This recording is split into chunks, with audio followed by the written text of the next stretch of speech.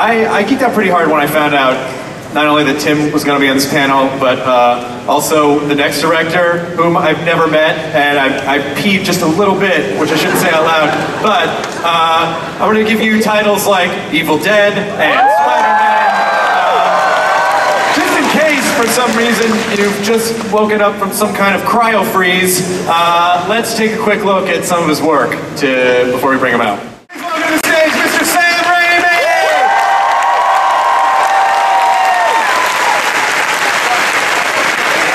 Please, have a seat. Hi, everybody.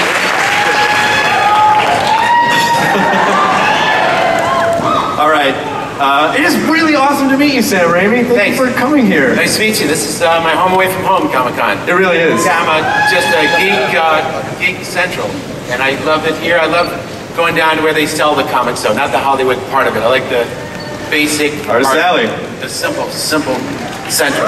Yeah, and there's a lot of stuff to see. You're clawing through piles of people to do it at San Diego, but it's been amazing so far. We're going to talk about Oz the Great and Powerful, which I hadn't seen anything from before they showed me to prep for this panel, and it looks amazing. What can you tell folks about it? Well, it's based on Frank L. Baum's great books that he wrote at the turn of the century, and it's really the story of the wizard. It's who the wizard was, and how he came to be the great wizard we know. And really it's a story of a selfish man who is a bit of a Lothario, a little bit of a cad, not a great guy at first. He's a little selfish, and throughout the course of the journey, by the time he gets to Oz, it's really like a land of second chances for him. And he is influenced by friends and a great admirable love in which Glinda, he starts to care about her, and he's shown the right way to live his life, and it's about how he becomes a little bit more of a selfless man. Yeah. So James Franco is playing the wizard. That's right. And so, what can you tell us a little bit about him before he gets to Oz? Well, the story takes place like the great Wizard of Oz book, the original, and like the film, in Kansas. So he starts off as a carnival magician. And we see that he's a pretty good magician, but he lacks a lot in social skills. Yeah. And human skills, and being a great person. He isn't that yet. But he has a good heart. And he just isn't really in touch with it. He thinks the weight of greatness is through fame and fortune, when really it's about the sharing of his gifts and the selfless expression of his talents. So he's a little bit of a limited character as we begin. And then his life becomes untenable in Kansas. And he's forced out. In fact, he's been sleeping with this woman. He's an adulterer. And Sweet. He's chased out. Awful, Sam. He's chased out of Kansas, and he takes a balloon up, and that balloon gets swept up into a tornado, and that's where he ends up, is in the land of Oz. And actually, just because I want to make sure we have plenty of time, because we have some surprises as well, we do have a piece that was developed exclusively for Comic-Con that we're going to be able to show people. Right. So let's roll that really fast. Put on your 3D glasses! There you go. It's crappingly good, what you just made. I'm honored. Thank you. Have I ever? Thanks for that nice response, guys. That was the first time showing it to anybody. That looks stunning. Yeah, Comic-Con exclusive, you guys. As a special surprise, we'd like to bring out two of the actresses from the film. Please welcome Michelle Williams and Mila Kunis!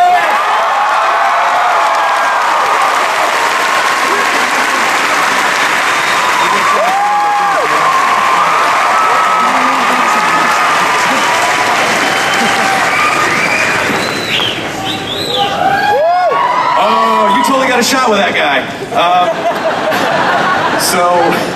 Let's talk a little bit about first, Michelle. You play Glinda, so tell us a little bit about what that character was to you and how you approached it, and anything that you're allowed to say.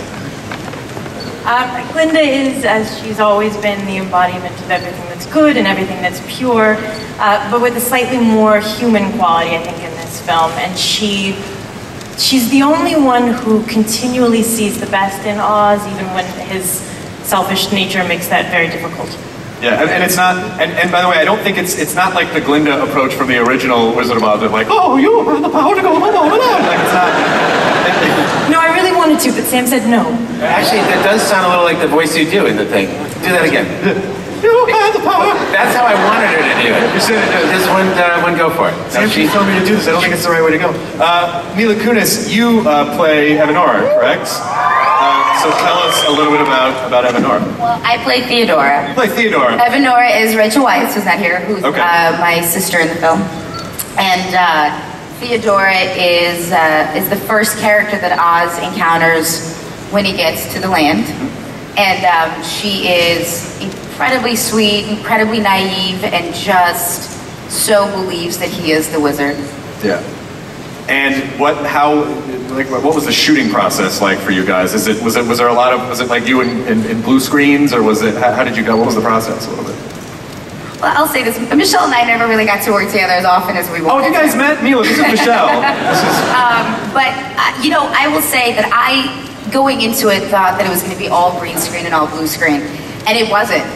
The sets were built and they were tangible.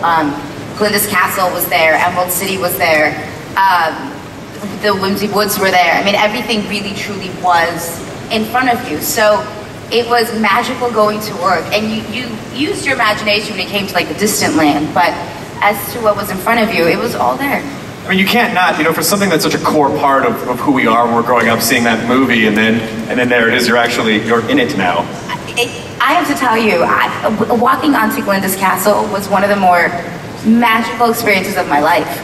It was so truly breathtakingly beautiful. I cannot express it. The green in Emerald City was unlike anything I've ever seen, and these are sets, and they were magical. I don't even know what this is going to look like on screen.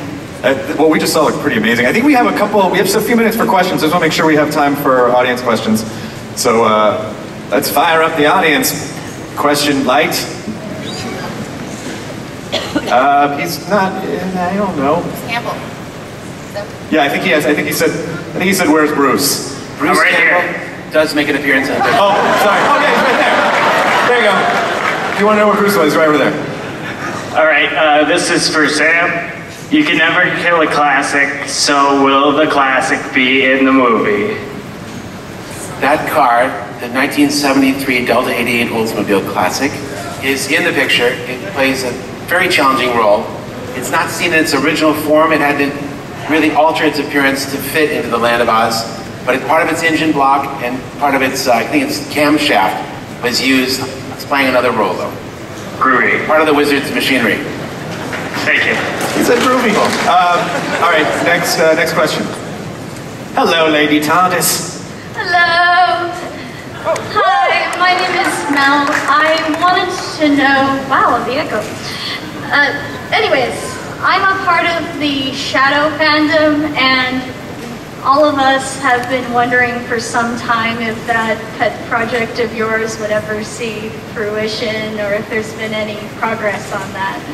Because I've heard you were going to work on something a little closer to the original pulp novels. I'm so sorry, I don't think we were able to hear. Could you just stand a little bit closer to the microphone? Sorry. Oh, that's okay. I said I'd wonder if what happened to your project on the Shadow, the pulp character. That's a great character, the Shadow, and I've been a big fan of the pulp series for many years, Maxwell Grant's books, but we never got the screenplay just right, and I didn't want to try and embark on something with that beloved character unless it was perfect. We had some really good screenplays, but nothing I thought really nailed the character down the center, and that's why we didn't proceed with it. Thanks, I understand. Oh, well, we dodged a bullet there.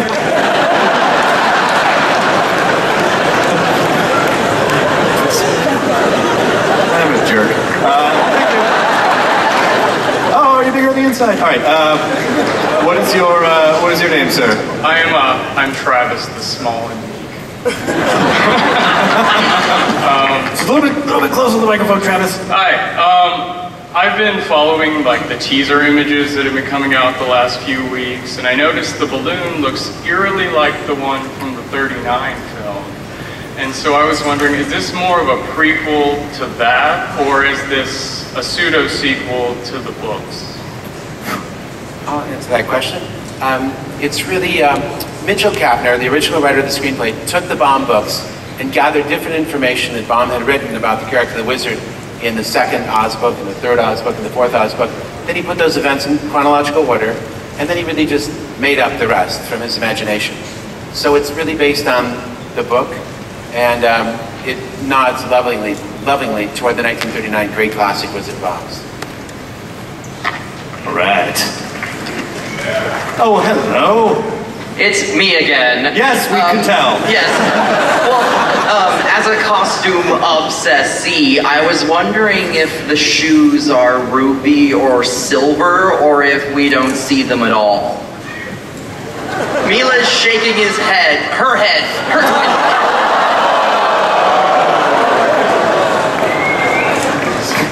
Be crazy. I'm allowed to be crazy. I'm the Mad Hatter. Sorry, Mila, you're gorgeous. I'm so sorry.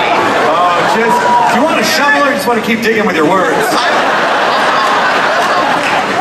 Those ruby slippers were really unique to the 1939 MGM Classic, so we didn't have the right to use imagery or original ideas that were original to that movie in our picture. We just had to base it on the book, so no, they don't make an appearance in our film. Gotcha. Thank you. Thank you. The poor guy's going to torture about that he's going to torture himself for the next year. Like, I didn't mean to say that. One more question. We have time for a couple more questions, I believe. No, it's somebody completely different this time. Yes. Oh, you've fooled us all with your deceptive verbiage. I was curious. Will you be having tie-ins of classic book characters such as Scarecrow or Tin Man?